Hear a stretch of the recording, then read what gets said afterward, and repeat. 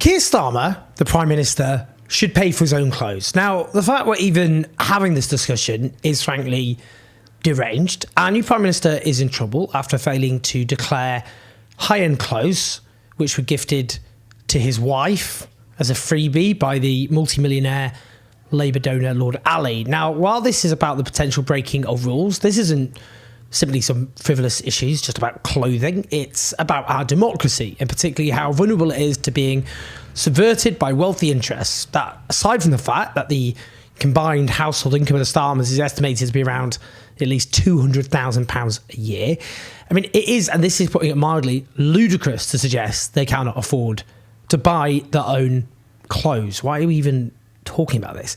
Now, I was on Channel 5's at Jamie Vine's show, and we had this discussion, and here's what I had to say. And it is a fact that prime ministers are making a lot less than they used to be. Keir Starmer is making the same amount of money that Gordon Brown was making. He is making less than Tony Blair was making. So I completely agree with David Lammy. Unless you're a billionaire, right, like Rishi Sunak, you simply do not have the funds to do what it takes. Owen Jones. He's in the top 1% of earners. He's richer by income than 99% of the population. The idea he can't afford his own clothes, in fact, the combined household income, including, as you mentioned, his wife there, is about £200,000 a year. This is so insulting to ordinary people who have to look smart without relying, let's be honest, on rich political sugar daddies. It is very dangerous in a democracy when you get wealthy donors showering political leaders with gifts. I think that is corrosive to democracy. I have to say, if this was Boris Johnson, this is the test, the Boris Johnson test. What would you say if this was Boris Johnson? Are you honestly going to tell me that if a rich donor was showering Boris Johnson with gifts he didn't declare, you'd be going, he needs to look the best, so does his wife in front of the world? It's ridiculous. Can I answer? £76,000, 20 football tickets, VIP tickets. Football tickets count? To see Taylor Swift. The fact is, and from Lord Ali, £16,200 worth, including multiple pairs of glasses.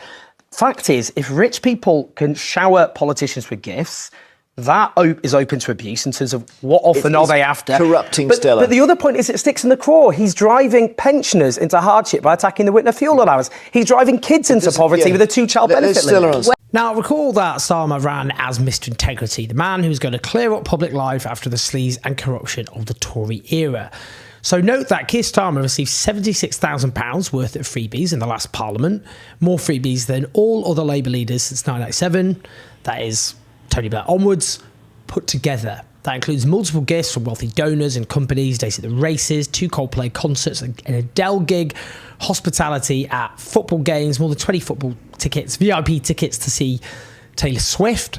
Then he got so-called work clothing worth over £16,000 and nearly £2,500 for multiple pairs of glasses, it's noted, from Labour Lord and business person Wade Ali, a Labour donor who got embroiled in a cronyism row after making big donations to Labour and getting a pass to number 10 Downing Street. Now, these donations and gifts are legal, which is ridiculous. It's absurd. So the fact it's legal is neither here nor there. It's about what is right.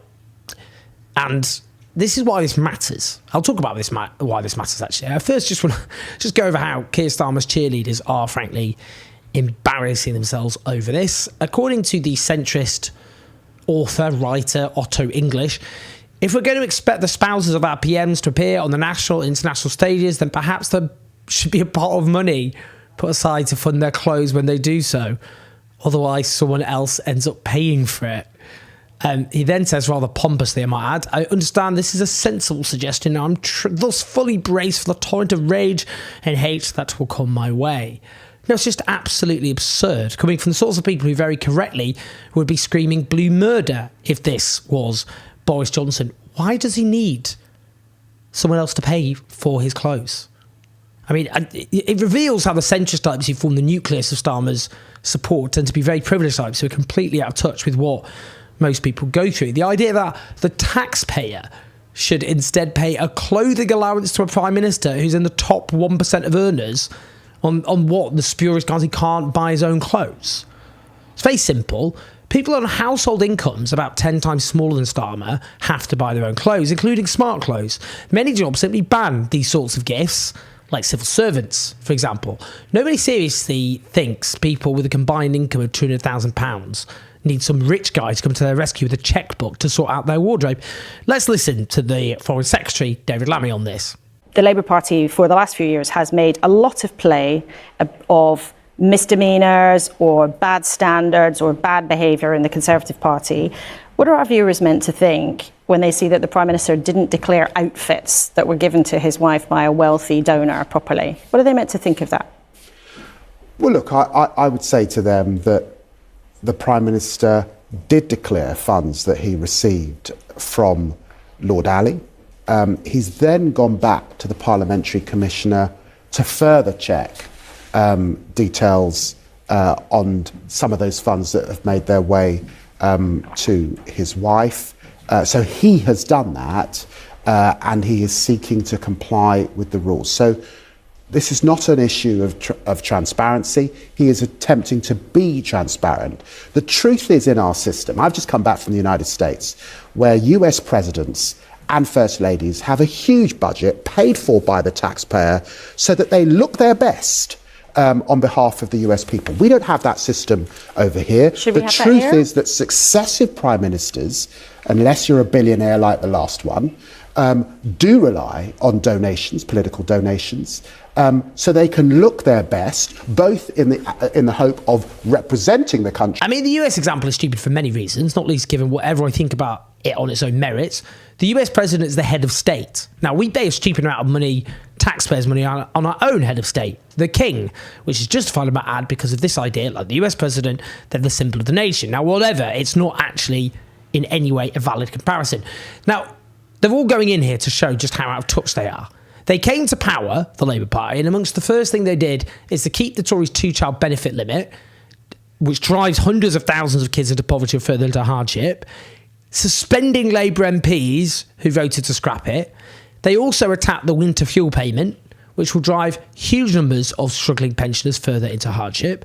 Now, the Prime Minister imposing misery on vulnerable people supposedly cannot afford his own clothes, despite having, as I say, a household income of around £200,000. Now, why does this matter? Do we want a political system where donors are freely able to shower politicians with gifts? You'd have to be incredibly naive not to see how this can corrupt our hard-won democracy. What are these people after? Are they just very generous? Do they just like throwing money at politicians? Well, a lot of people, I think, very easily conclude that those wealthy business people, they see it as some sort of investment. And it's not clear what investment they see it as part of, because this is also very murky. Now, it's also revealing about the sort of person Keir Starmer is, a man happy to endlessly accept gifts from wealthy donors, can hardly style himself as Mr. Integrity. He knows Britain's gone through the worst squeeze in living standards since the Napoleonic era. He knows on top of that, he's done a speech telling the long-suffering British people that things will get worse before they get better, as he promises policies which will hammer struggling people. And in the midst of all that, he has a salary most Brits could only dream of while drowning in gifts from the rich and powerful.